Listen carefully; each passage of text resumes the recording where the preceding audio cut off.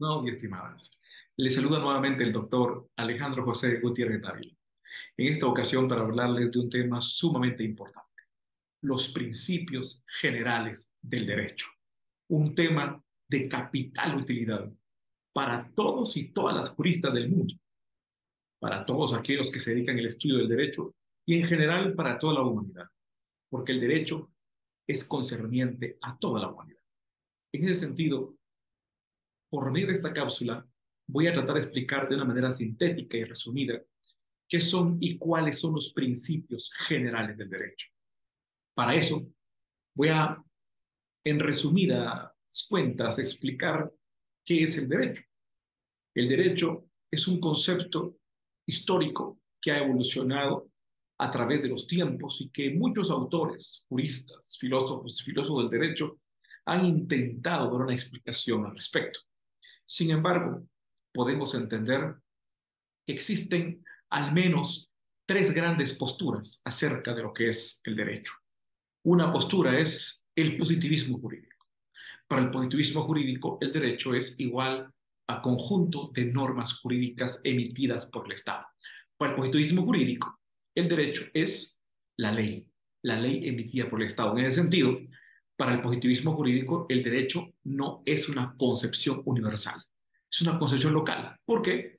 Porque si el derecho es el conjunto de leyes emitidas por un Estado, entonces el derecho de cada Estado es distinto y por lo tanto no existe una concepción universal de derecho porque uno será el derecho mexicano, otro será el derecho guatemalteco, otro el derecho colombiano, otro el derecho español, otro el derecho norteamericano, el derecho argentino, etcétera.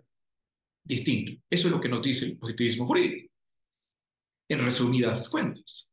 Por otro lado, para el realismo jurídico, el derecho es igual al, a la realidad, a los hechos sucedidos en la realidad práctica de la sociedad y que son recogidos, analizados y aplicados por los jueces. Para el realismo jurídico, el derecho lo crean los jueces. Es el precedente judicial la principal fuente del derecho. ¿Por qué? Porque el derecho es realidad social. De tal cuenta entonces que la ley solo sirve como una directiva hipotética que puede orientar al juzgador, pero el juzgador es quien realmente coloca la fuente a través de su sentencia, creando derecho, creando un precedente judicial de acuerdo a el análisis que hace de la realidad que se le presenta, desentrañando cómo va a resolver el asunto. Eso es lo que nos dice el realismo jurídico. De una forma resumida, claro está. El justnaturalismo, el naturalismo racional, es el democrático. El naturalismo racional práctico nos dice que el derecho es un postulado de la razón puesta en práctica. ¿Qué quiere decir? Para el derecho natural existen dos dimensiones. El derecho está compuesto de dos dimensiones, efectivamente, de las leyes creadas por los estados, pero también está compuesto por un conjunto de principios y valores que tienen validez universal, que emergen de la razón humana, de los postulados de la razón humana puesta en la práctica. El ser humano, como la única especie con la capacidad de razonar, es el único que por poseer un centro de autolegislación, que es la razón, no es cosificable. El ser humano no puede ser sometido al estatus de cosa. El ser humano no es una cosa, el ser humano es un fin en sí mismo. El principal exponente del naturalismo racional práctico, desde la Ilustración hasta la fecha, ha sido Immanuel Kant. Sin embargo, el derecho natural racional práctico inició con Aristóteles, el cual fue recogido en el derecho romano por Marco Tulio Cicerón. Sin embargo, resurge en la Ilustración en las plumas de los filósofos Juan Jacobo Rousseau y Immanuel Kant, y que posteriormente es desarrollado después de la Segunda Guerra Mundial por grandes filósofos como David Radbruch, Jacques Maritain y Robert Alexy, entre otros. El derecho natural racional práctico nos dice entonces que el derecho está compuesto de dos dimensiones, las leyes creadas por el Estado y de principios y valores universales que emergen de la razón humana. El ser humano, como la única especie con capacidad de razonar, es un fin en sí mismo, no puede ser cosificable. Se autolegisla por su razón. Al autolegislarse por medio de su razón, el ser humano entonces es soberano. Nadie puede ejercer poder sobre él. Es soberano. Y esa soberanía lo hace autolegislarse. Y por lo tanto, esa autolegislación que tiene el ser humano sobre sí crea principios de actuación. Derecho racional práctico. Principios de actuación. Por eso es razón práctica. Esos principios de actuación se convierten en postulados de conducta que deben ser respetados universalmente y que se convierten en derechos naturales de cada ser humano. Esos derechos naturales son considerados y respetados como valores universales que deben estar por encima de cualquier ley positiva de cualquier Estado y que deben justificarlos éticamente, de tal cuenta que si la ley de los Estados contradicen o tergiversan esos principios racionales, naturales, universales, serían nulos, no llegarían a ser derecho. Eso es lo que nos dice el derecho natural racional práctico, que fue a la postre la tradición jurídica o el paradigma filosófico que llegó a consolidar con mayor amplitud, llegó a proteger con la mayor cobertura a la humanidad, la democracia y la república, y por lo tanto el Estado constitucional de derecho, a fin de crear un jus comune en materia de derechos humanos a partir de la Segunda Guerra Mundial, con la Carta de las Naciones Unidas y la Declaración Universal de Derechos Humanos, los pactos internacionales de derechos civiles y políticos, el Pacto Internacional de Derechos Económicos, Sociales y Culturales, crea un catálogo internacional de derechos humanos, un jus común en materia de derechos humanos, es decir, de derecho natural. En ese sentido, entonces, desde la óptica del derecho natural racional práctico, que es la escuela jurídica, el paradigma filosófico, que actualmente es el que sirve de inspiración y de fuente de inspiración para todo el catálogo internacional de derechos humanos y para aquellas constituciones modernas, garantistas, repletas de derechos fundamentales que deben prevalecer sobre las leyes positivas como la Constitución de Francia, la Constitución Federal Alemana, que está vigente desde 1949, la Constitución Española, la Constitución Italiana, la Constitución Política de la República de Guatemala, vigente desde el 14 de enero de 1986, pero aprobada el 31 de mayo de 1985, la Constitución colombiana de 1991, la Constitución brasileña, la Constitución mexicana, a partir de la incorporación del catálogo de derechos humanos en el año 2011, etcétera. Todas estas constituciones tienen una inspiración en el derecho natural, racional, práctico. ¿Por qué? Porque establecen que los derechos naturales, los derechos humanos, como principios universales, por lo tanto no pueden ser positivos. Desde el momento que son considerados universales ya no pueden ser positivos, ni tampoco se les puede aplicar el término positivados desde el primer momento en que se les reconoce su extensión de universales. En ese sentido, son los que sirven de parámetro para justificar y aplicar las normas, de dar cuenta que las normas y las leyes estatales deben desarrollar estos derechos humanos. Si los contradicen, no llegarían a ser derechos, serían nulos en sus propios países, en sus propios ordenamientos. Así las cosas, entonces, es desde la escuela, la tradición y el paradigma del derecho nacional práctico que surgen estos principios generales del derecho, estos principios universales. La universalidad y la generalidad no puede existir en el positivismo, porque como dije al principio, para el positivismo jurídico no puede existir un concepto universal de derecho, porque si derecho es igual a las leyes creadas por el Estado, en cada Estado tienen un derecho distinto, por lo tanto, principios universales y generales en el derecho positivo no pueden existir. Pero en el derecho natural racional práctico sí existen esos principios generales. Y es desde este paradigma, desde esta tradición jurídica del derecho natural racional práctico, entonces que se pueden entender los principios generales del derecho. ¿Y cuál es el primero? Bueno, ya sabemos que el derecho entonces, para el derecho natural racional práctico, el derecho está compuesto de dos dimensiones, las leyes de los estados, pero también de principios y valores universales que provienen de la razón humana, de esa autolegislación racional humana, de esa capacidad de postularse de principios de actuación, de legislación conductual. Entonces, para el derecho natural práctico, el derecho es las ideas, principalmente la idea de justicia puesta en práctica, como decía Marcos Tulio Cicerón, la idea de justicia puesta en práctica. La prudencia es la conducta práctica, racional, la prudencia romana, latina, que es una traducción de la frónesis griega, que es la actuación racional humana. Entonces, la jurisprudencia, que es el concepto de derecho, a partir de Marco Tulio Cicerón, la jurisprudencia, es decir, la idea de justicia puesta en práctica.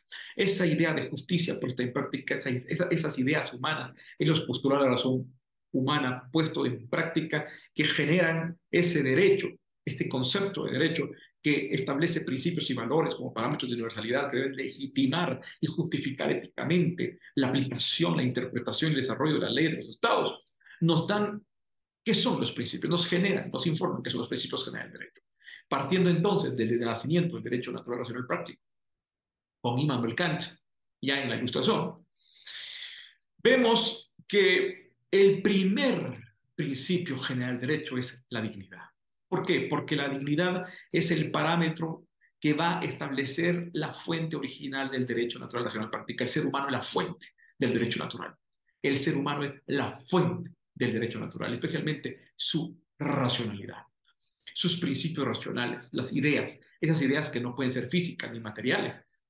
Por eso es que las ideas puras, que no pueden ser físicas ni materiales, como la idea de justicia, la idea de libertad, de igualdad, de equidad, la idea de justicia, de honorabilidad, de honradez, de integridad, de conmiseración, de lealtad, puestas en práctica, son ideas puras, que no tienen un, un asidero en el mundo físico y material, pero que pueden ser puestas en práctica a través de la conducta humana. Entonces, el ser humano, como la única especie que tiene la capacidad de razonar y de autolegislarse a través de sus principios racionales, eso nos dice que el ser humano es soberano. Y si el ser humano es soberano, nadie puede ejercer poder sobre él. Si nadie puede ejercer poder sobre el ser humano no es cosificable, no es una cosa. No puede ser reducido al estatus de cosa, un valor absoluto en sí mismo. Y eso se llama dignidad. Decía Immanuel Kant en su imperativo categórico de humanidad o imperativo categórico de dignidad. Obra de tal manera que emplees a la humanidad tanto en tu persona como en la persona de los demás como un fin y nunca como un medio. Eso quiere decir que el ser humano no puede ser cosificable. El ser humano no es un medio de explotación. El ser humano es un fin en sí mismo. El ser humano no tiene precio, sino tiene dignidad. La dignidad es el principal y más grande principio general del derecho, tal como establece el mismo preámbulo de la Declaración Universal de los Derechos Humanos. El más grande derecho natural, el principio fundamental, toral del derecho natural y del principio general del derecho fundamental es la dignidad. La dignidad quiere decir que el ser humano no puede ser reducido a objeto de cosas. El ser humano es soberano, se autolegisla. Entonces, el principio general de dignidad, de este parte otro principio general del derecho, la libertad. Porque si el ser humano es soberano, si el ser humano se autolegisla y no puede ser reducido a objeto de cosas, nadie puede ejercer poder sobre él, sino que él se autolegisla por medio de sus principios y postulados de la razón, entonces también tiene libertad para decidir cada posibilidad que se le presenta. De ahí surge entonces el segundo derecho natural y segundo principio general del derecho, la libertad. Segundo derecho como principio general del derecho, la libertad. La libertad, si el ser humano es digno, entonces el ser humano es soberano, se autolegisla y por lo tanto tiene libertad para decidir en cada posibilidad que se le presenta. Segundo principio general del derecho, la libertad. Derivado de la libertad, entonces viene un tercer principio general del derecho, que es la igualdad.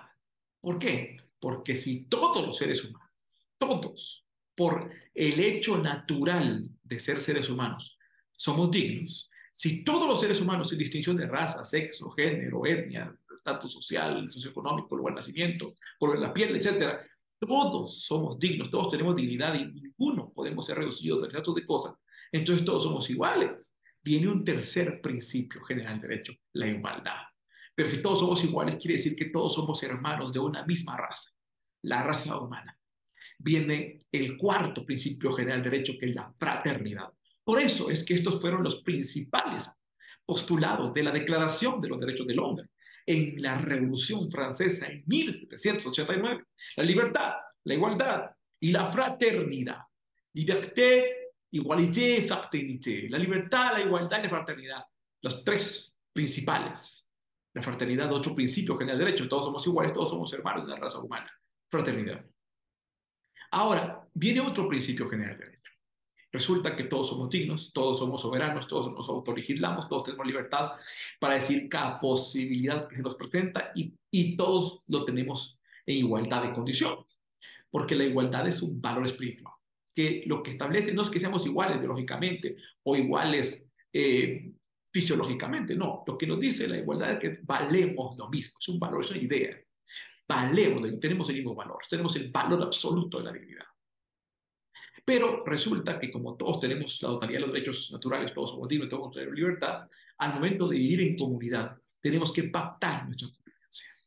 Y al momento de pactar nuestra convivencia, entonces, tiene que existir un principio que reconozca en todos esa dignidad, que reconozca en toda esa libertad. Un principio que establezca que se le reconoce a cada quien y a cada cual lo que le corresponde. Y aparece otro principio general, la justicia. La justicia es atribuirle a cada quien y a cada cual lo que le corresponde. ¿Y qué es lo que le corresponde a cada quien? Su dignidad, su libertad, su igualdad. Reconocerle a cada quien que tiene la totalidad de los derechos naturales. La justicia. Viene otro principio general, la justicia, que es reconocerle a cada quien y a cada cual lo que le corresponde, que es su dignidad, su libertad y su igualdad. Pero existen varios seres humanos que en una sociedad tienen una situación de vulnerabilidad, una situación de debilidad que los hace estar en una condición disminuida frente a los demás.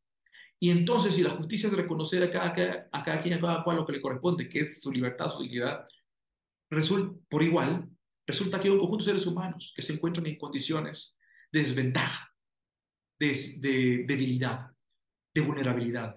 Y entonces a esos seres humanos hay que tutelarlos, hay que equilibrarlos, hay que hacerles la equivalencia a través de una tutela para colocarlos en el parámetro de la igualdad y la justicia.